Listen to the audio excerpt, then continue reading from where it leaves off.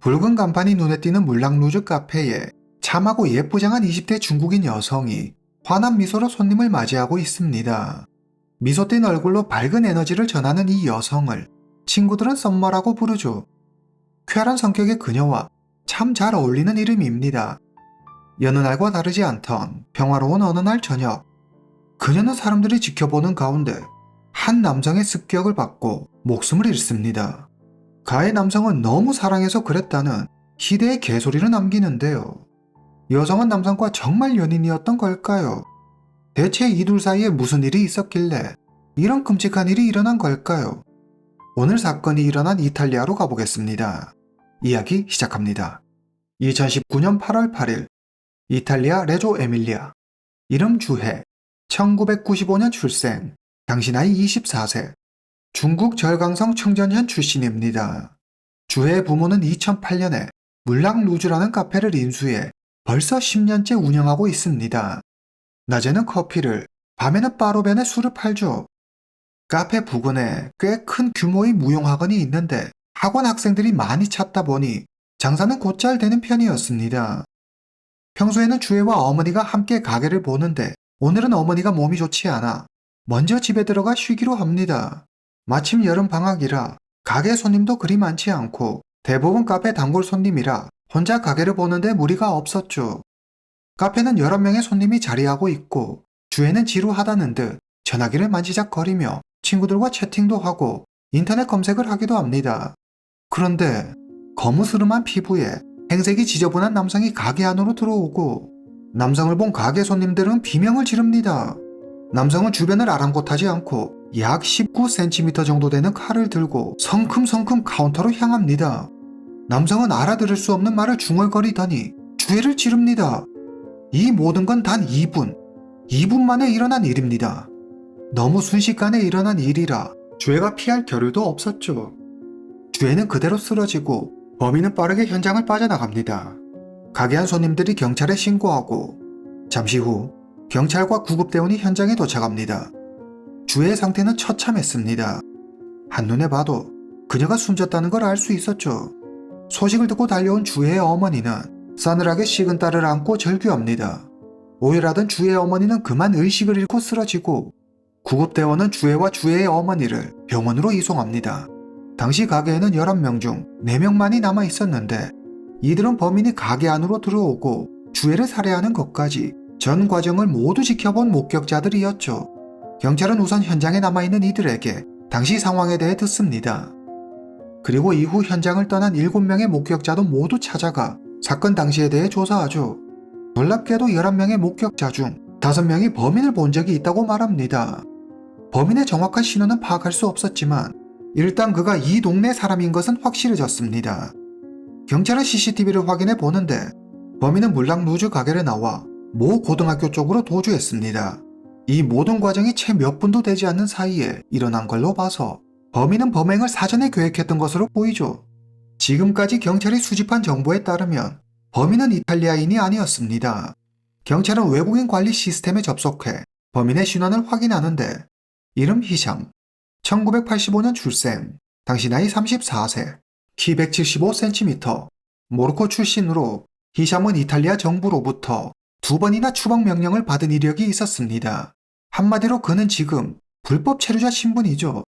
그런데 그가 주해를 어떻게 알고 왜 죽인 걸까요? 경찰은 사건의 진상을 밝히기 위해 히샴을 체포하는 데 총력을 기울입니다. 해당 사건은 이탈리아에 있는 중국인들에게 큰 공포와 충격을 안겼습니다. 중국 대사관은 하루빨리 범인을 잡아 엄벌에 처해달라고 요구하죠. 히샴이 완전히 몸을 숨기기 전에 서둘러 잡아야 한다는 생각에 이탈리아 경찰은 언론에 범인 히샴의 얼굴과 정보를 공개하며 시민들의 적극적인 제보와 신고를 당부하죠. 경찰은 소방대원, 민간자원봉사자 등과 합동수사반을 꾸려 대대적인 수색작전에 나섭니다. 그리고 히샴이 몰래 모로코에 귀국하는 걸 막기 위해 모로코 경찰에 협조 공문을 보내죠. 2019년 8월 9일 오후 6시 사건이 일어난 지 24시간이 흘렀습니다. 드디어 히샴을 봤다는 제보 전화가 걸려옵니다. 히샴이 철도로 걷고 있는 걸 한 시민이 발견하고 경찰에 신고하죠. 경찰은 곧장 그곳으로 출동합니다. 10분 후 제보를 받고 출동한 경찰이 희잠의 뒤를 쫓습니다. 그런데 희잠이 달리는 속도가 장난 아니게 빠릅니다. 그는 경찰의 추적을 따돌리고 달아나 흔적도 없이 사라지죠. 경찰은 본부에 지원 병력을 요청하고 잠시 후 지원 병력이 도착하자 경찰은 희잠이 달아난 지역 일대를 에워싸고 주변 도로에 수십 명의 경찰을 투입해 도주로를 차단하죠. 수색하는 동안 열차 운행을 중단시키기도 합니다. 그럼에도 희잠을 잡는 데 실패하고 맙니다. 8월 11일 경찰서에 전화벨이 울립니다. 범인을 봤어요. 지금 산을 돌아다니고 있어요. 경찰은 산 아래에 대규모 인력을 투입해 도주로를 차단하고 경찰견을 데리고 수색에 나섭니다. 하지만 산세가 험한 데다 지형이 복잡해 수색에 애를 먹죠. 희잠을 찾지 못하자 경찰은 헬기를 투입하는 등 가능한 모든 방법을 다 동원해 희잠의 행방을 쫓습니다. 그러던 중 덤불 속에서 희잠의 것으로 추정되는 슬리퍼를 하나 찾는데 경찰은 그가 흉기를 소지하고 있을 것으로 추정하고 주변 수색을 강화하죠. 그러나 이런 노력에도 불구하고 희잠은 경찰의 수사망을 교묘하게 빠져나갑니다. 이렇게 경찰은 눈앞에서 또 희잠을 놓치고 말죠. 희잠은 가끔 동생 집에서 지내기는 했지만 따로 거주하는 집 없이 모텔과 여관을 전전하며 떠돌이 생활을 하고 있습니다. 희잠은 도시 곳곳을 잘 알고 있는 듯 들판강 철로 등으로 요리조리 경찰을 따돌리며 달아났습니다. 게다가 운동신경도 좋고 상당히 민첩해 경찰은 번번이 눈앞에서 그를 놓치기 일쑤였죠. 경찰에 따르면 희잠은 금지 약물을 판매, 취급하고 있었는데 경찰은 그쪽으로도 수사 범위를 확대하는 동시에 피해자 주애와의 관계에 대해서도 조사하기 시작합니다. 주애의 가족은 희잠을 알고 있었습니다. 우리 가게에 자주 왔어요. 그냥 커피하고 크루아상을 시켜 조용히 앉아 먹고 갔어요. 그게 다예요. 오며 가며 희잠을 알고 지냈던 사람들은 희잠이 떠돌이 생활을 하고는 있었지만 약을 팔며 돈을 벌고 있었기 때문에 굶주림과 추위에 시달리는 다른 노숙자들과는 좀 달랐다고 하죠. 특별히 눈에 띄거나 하는 사람은 아니었다고 합니다. 아무도 그가 이런 끔찍한 짓을 저지르리라고는 상상하지 못했습니다. 범행 당시 희잠은 현금이나 물건을 훔치지 않았습니다. 그렇다고 주애와 금전 관계가 있었던 것도 아니었죠. 경찰은 희잠의 범행 목적이 돈은 아닐 것으로 판단합니다. 희잠은 뚜렷한 직업이나 거주지 없이 오랜 기간 거리를 전전하며 생활했습니다. 간혹 노숙자 생활을 오래 한 사람 중에 여성에 대해 삐뚤어진 감정을 가진 이들이 덜어 있었기 때문에 경찰은 이로 인해 일어난 사건이 아닌지 의심하죠. 8월 11일 저녁 주애의 가족, 친척, 지인이 모여 물랑루즈 가게 앞에서 추모식을 갖습니다. 레조 에밀리아 부시장도 참석해 고인을 추모하죠. 주애의 오빠는 취재진 앞에서 범인의 행방을 알고도 2번이나 놓쳐버린 이탈리아 경찰을 맹비난합니다. 해당 사건을 알게 된 이탈리아에 있는 중국인들은 분노했습니다. 여차하면 대규모 시위까지 벌일 조짐이었죠. 8월 20일 주애 장례식이 있을 예정입니다. 만약 이때까지 범인을 잡지 못하면 현지 중국인들이 어떻게 나올지 이탈리아 경찰은 머리가 지끈거렸죠. 경찰은 희잠을 잡기 위해 총력전을 펼칩니다. 주애 장례식 하루 전 드디어 희잠을 잡았다는 소식이 들려옵니다. 하지만 경찰이 그를 잡은 건 아니었습니다. 희잠 스스로 자수했죠. 경찰의 수사망이 좁혀오자 심적 부담을 느낀 희잠이 오랜 도피 생활의 배고픔과 피로에 지쳐 제발로 경찰서를 찾아온 거였죠. 8월 19일 새벽 1시 35분 희잠이 레조 에밀리아 경찰서의 모습을 드러냅니다. 그는 지친 얼굴로 자수하러 왔다고 말하죠. 희잠은 신발을 신지 않고 맨발 상태였으며 범행 당시 입었던 옷을 그대로 입고 있었습니다. 옷에는 그날의 참상을 보여주듯 곳곳에 혈흔이 묻어 있었고 통 씻지 못해 몰골이 말이 아니었죠. 희잠은 배가 고프다며 경찰에게 먹을 것과 물을 달라고 합니다. 그리고 이어진 경찰 조사에서 도망다니며 지냈던 장소와 범행 도구를 숨긴 장소 등을 모두 말하며 자신의 범행을 자백하죠. 경찰은 희잠과 함께 그가 도주 중 숨어 지냈다는 레조 에밀리아 북동쪽에 있는 한 야산으로 갑니다. 나무가 울창한 숲속에 침대 매트리스가 하나 있었는데 희잠은 그동안 여기서 지냈다고 하죠. 경찰은 곧 범행 도구인 칼을 벽돌 밑에서 찾아냅니다. 그리고 인근을 수색하던 경찰은 희잠의 휴대전화를 발견하죠. 휴대전화에는 2장의 유심칩이 있었는데 2장 모두 약물을 판매할 때 사용하는 대포폰 유심칩이었습니다. 희잠이 숨어 지냈다는 지역은 사실 사건이 일어난 다음 날인 8월 9일 오후 6시 희잠을 봤다는 제보 전화를 받고 경찰이 수색했던 지역입니다.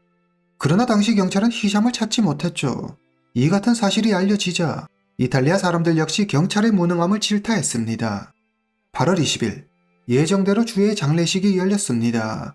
레조 에밀리아 부시장, 중국 대사관 직원을 포함한 약 500명에 가까운 추모객들이 고인의 장례식을 지켜보며 영원한 안식을 기원했습니다. 주의 마지막 가는 길에 그녀의 어머니는 통곡하며 딸의 이름을 불렀습니다. 장례식에는 꽤 많은 이탈리아인들이 참석했는데 그들 대부분은 주엔의 가게 물랑루즈의 단골이었죠. 회사가 물랑루즈 카페 근처에 있어요. 자주 동료들과 가서 커피를 마셨는데 주엔은 늘 친절했죠. 그녀의 미소를 잊지 못할 거예요. 주애는 10살이 되기 전까지 부모와 떨어져 살았습니다. 주애의 부모는 어린 주애를 중국에 두고 이탈리아에 와 돈을 벌었죠. 2005년 주애가 10살이 되자 그녀의 부모는 주애를 이탈리아로 데려옵니다. 주애의 부모는 어린 주애가 하루라도 빨리 낯선 이탈리아 생활에 적응하기를 바라는 마음에 주애의 이탈리아어 공부에 많은 공을 들였고 부모의 우려와 달리 주애는 이탈리아어를 빠르게 습득해 이탈리아인들도 놀랄 만큼 주애의 이탈리아어 실력은 빠르게 성장했습니다. 2008년 주애의 부모는 하던 일을 그만두고 레조 에밀리아에 물랑루즈 카페를 차립니다. 철이 일찍 들었던 주애는 학교가 끝나면 친구와 노는 대신 가게에 나와 부모님 일을 돕습니다. 그녀는 항상 웃는 얼굴로 손님을 대하며 유창한 이탈리아어로 농담을 건네기도 하죠. 모두 밝고 사랑스러운 그녀를 무척 좋아했습니다. 어릴 때부터 다재다능한 끼를 가지고 있던 주애는 특히 노래를 잘 불렀는데 그녀가 23살이던 2018년에는 수립반컵 화교 중국 노래 경연 대회에서 성인부 2위를 차지하기도 하죠. 대체 희샴은 왜 주애를 죽인 걸까요? 둘 사이에 무슨 일이 있었던 걸까요? 처음 경찰은 희샴의 삐뚤어진 가치관에서 비롯된 묻지마 범죄로 판단하고 희샴이 분노를 표출한 것이라고 추측하지만 정작 희샴의 입에선 누구도 생각지 못한 의외의 말이 나옵니다. 우리는 연인 사이였어요. 그녀를 사랑한 지 2년이 넘었죠. 경찰은 이전에 주애의 부모와 주변인들을 조사했지만 누구도 희샴과 주애가 연인 사이였다고 말한 이는 없었습니다. 그러면 이들 사이에 다른 이들은 알지 못하는 어떤 비밀이 있는 걸까요? 경찰은 주애의 부모를 다시 찾아가 사실 확인을 하는데 주애의 부모는 희샴이 헛소리를 하는 거라며 펄쩍 뛰죠. 그 사람은 그저 우리 가게 손님일 뿐이에요. 우리 딸하고 제대로 대화해 본 적도 없다고요. 우리 가게에 자주 와서 빵과 커피를 시켜 먹었어요. 그게 다예요. 주애의 부모는 이전 조사에서와 같은 말을 합니다. 그런데 이내 새로운 사실을 하나 더 이야기하죠. 그런데 언제부턴가 딸을 보면서 갑자기 자기야 라고 부르더라고요. 그리고 희죽희죽 웃어대고 변태 같은 행동에 딸이 희샴을 멀리했어요. 간혹 희샴이 와서 외상을 했는데 하루는 주애가 희샴에게 외상값 10유로를 갚으라고 했죠. 그 얘기를 듣자마자 희샴이 무척 불쾌하다는 듯 주애에게 돈을 던지며 복수하겠다고 말하면서 가게를 나가더라고요. 희샴의 갑작스러운 행동에 주애는 크게 놀랐지만 별 이상한 놈이 다 있다며 대수롭지 않게 넘겼다고 합니다. 주애의 어머니는 경찰의 딸 주애와 희샴이 아무 사이가 아니라는 걸 재차 강조하며 감형을 받기 위한 희샴의 쇼라고 주장하죠. 희샴은 바로 교도소에 수감됩니다. 타국 출신인 그는 교도소에서도 환영받지 못하는 존재였습니다. 매일 다른 죄수들에게 위협과 괴롭힘을 당하죠. 결국 희샴은 독방으로 옮겨져 재판을 받게 됩니다. 2022년 4월 22일 해당 사건에 대한 본격적인 심리가 시작됩니다. 검찰은 희샴의 범행 당시 CCTV 영상을 증거로 제출하고 법정에서 이를 재생하죠. 주애의 처절한 비명, 희샴의 잔혹한 범행 과정을 지켜보던 방청객들은 희샴에게 살인마라고 외치며 분노를 표출합니다. 그러자 희샴이 소리를 지르며 극도의 불안 증세를 보이죠. 판사는 원활한 재판 진행을 위해 희샴에게 잠시 법정을 나가달라고 요구합니다. 희샴은 재판이 열리는 법정 바로 옆방에 구금됩니다. 잠시 진정되는 듯 싶더니 희샴은 다시 소리를 지르며 벽에 머리를 박습니다. 주애, 날 왜 이렇게 만든 거야? 난 너와 함께 죽을 거야! 한바탕 난동의 재판이 중단되고 정신과 전문의 2명이 긴급 투입돼 희샴을 진정시키죠. 검찰은 희샴이 감형받기 위해 일부러 정신질환을 앓고 있는 양 쇼를 하고 있다고 주장합니다. 그러나 신경정신과 전문의는 희샴이 조현형 성격장애를 앓고 있다고 판단하죠. 조사 결과 주애의 부모 주장대로 주애와 희샴은 연인 사이가 아니었습니다. 희샴 혼자 망상에 빠져 주애가 자기 연인이라고 주장하는 거죠. 그런데 주애가 자기에게 딱히 관심을 주지 않으니 강한 분노와 좌절감을 느끼고 범행을 결심한 겁니다. 사실 희샴은 과거에 신경정신과에 다니며 치료를 받았습니다. 하지만 그는 의사가 처방해준 약을 거의 먹지 않죠. 변호인의 요청으로 희샴의 누나와 조카가 법정에 출석합니다. 먼저 희샴의 조카가 증인석에 앉아 희샴에 대해 이야기합니다. 제가 10살 때부터 외삼촌과 함께 살았어요. 외삼촌은 아빠처럼 잘해줬지만 뭔가 일반 사람들과는 달랐죠. 혼자만의 세계에 빠져 사는 것 같았어요. 빨간색 옷은 입지 않고 검정, 흰색, 회색 옷같이 무채색 옷만 골라 입었어요. 수요일에는 목욕을 해서도 안 되고 쓰레기를 버려서도 안 됐죠. 또 이웃 사람들이 자기를 욕한다며 매일 복수하겠다고 입버릇처럼 말했어요. 조카의 증언이 끝나고 이번에는 희샴의 누나가 증인석에 올라 어린 시절의 이야기부터 꺼내기 시작합니다. 누나의 말에 의하면 희샴에게는 8명의 형제자매가 있습니다. 어머니는 아버지와 이혼 후 정신적으로 불안정한 모습을 자주 보이죠. 8살이 된 희샴은 아버지, 새어머니와 함께 살게 됩니다.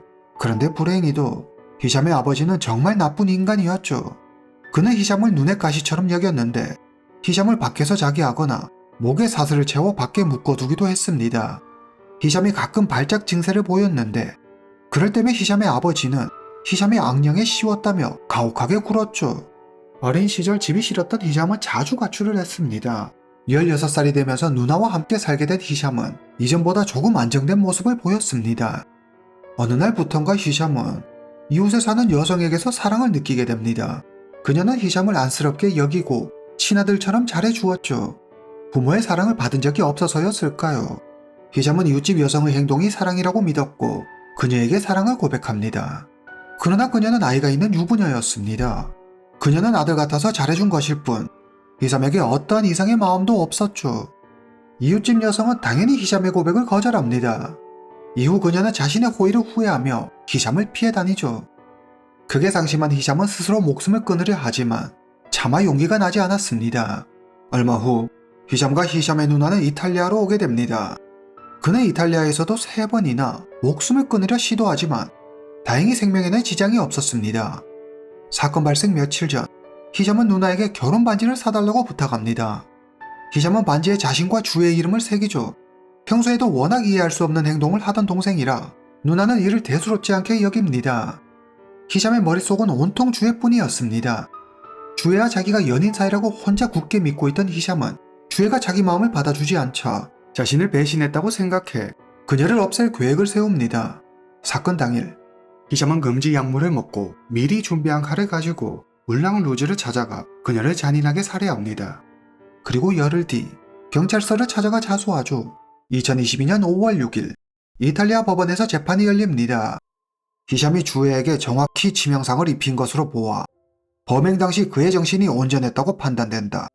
희샴은 피해자가 살려달라고 애원했지만 공격을 멈추지 않았으며 범행 전 약을 먹음으로 그 공격성이 더 커진 것으로 보인다. 하지만 스스로 자수한 점, 정신질환을 겪고 있었던 점 등을 고려해 희샴에게 25년 10개월의 징역형을 선고한다. 판결에 불복한 희샴은 즉시 항소합니다. 2022년 볼로냐 법원에서 항소심이 열립니다.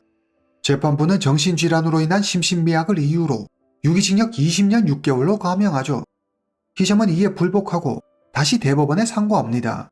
2023년 11월 23일 이탈리아 대법원은 상고를 기각하고 2심 판결을 유지합니다.